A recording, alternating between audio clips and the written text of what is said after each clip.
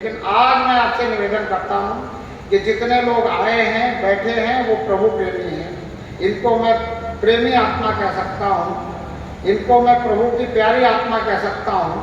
अगर इनमें थोड़ी सी जागरूकता पैदा हो जाए तो मुझे लगता है महात्मा भी कह सकता हूं। महात्मा का क्या अर्थ है? महात्मा किसे कहते हैं? महात्मा उसे कहते हैं जो जागरूक रहता है, जिसे पता है कि मैं आत्मा हूं और अब मुझ आत्मा को महानता के साथ जीना है।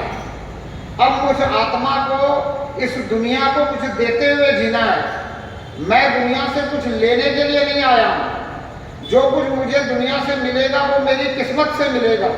जो कुछ मुझे दुनिया से मिलेगा वो मेरी मेहनत से मिलेगा। जो कुछ इस दुनिया से मुझे मिलेगा ये मेरे प्रारब्ध के कारण मिलेगा, संचित कर्मों के कारण मिलेगा, या आज के किए जाने वाले क्रियामान कर्मों के कारण मिलेगा।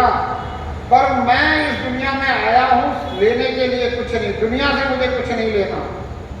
मुझे तो दुनिया को अपने कर्मों के मुताबिक मिले हुए में से कुछ ना कुछ देना है। मैं आत्मा हूं और मुझे महान आत्मा बन करके जीना है। मुझे इस जीवन को महानता की तरफ ले जाना है और इस दुनिया को देने के लिए पहले मुझे भी कुछ पाना पड़ेगा। अगर मैंने कुछ पाया ही नहीं है, मैंने कुछ जाना नहीं है, समझा नहीं है, मुझे पता ही नहीं है कि दुनिया को देना क्या चाहिए, दुनिया को जरूरत किस चीज की है। भाई जिसको जिस चीज की जरूरत हो उसको वो चीज दो तो वो उसकी मोल करे। बिना जरूरत की चीज आप दे दो। भाई जिसका पेट भरा हुआ है उसके सामने कितना ही अच्छा व्यंजन भोजन आप परोस दो, वो उसका क्या मोल करेगा? कोई मोल नहीं करेगा। पर जो 4 दिन से भूखा है उसके सामने आप 4 दिन की बासी रोटी परोस दो, उसके लिए वही अमृत है।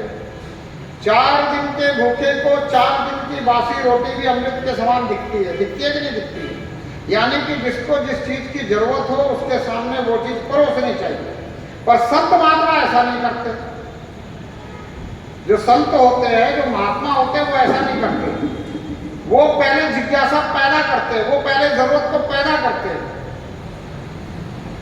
पहले जो श्रोता सामने बैठा है उसके अंदर जिज्ञासा को उत्पन्न करते हैं, उसके अंदर वो जरूरत को पैदा करते हैं। फिर उस जरूरत के हिसाब से, उसके अंदर जो जरूरत पैदा हुई है उसके हिसाब से उसको वो अपनी जानकारी, अपनी सोच, अपने विचार उनके समक्ष रखते हैं।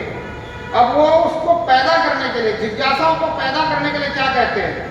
कहते हैं तुम्हें मनुष्य का ये जो शरीर मिला है, इतनी उत्तम योनि इसको संतों ने कहा है, और इसे पाकर भी अगर तुम ये नहीं समझ पा रहे हो कि मैं वो हूं कौन जिसे ये मनुष्य शरीर मिला है, तो तुम्हें इस मनुष्य शरीर के मिलने का कोई फायदा ही नहीं। जिसके लिए संतों ने कहा कि देवता भी तरसते हैं इस मनुष्य जन्म को पाने के लिए। क्यों तरसते हैं?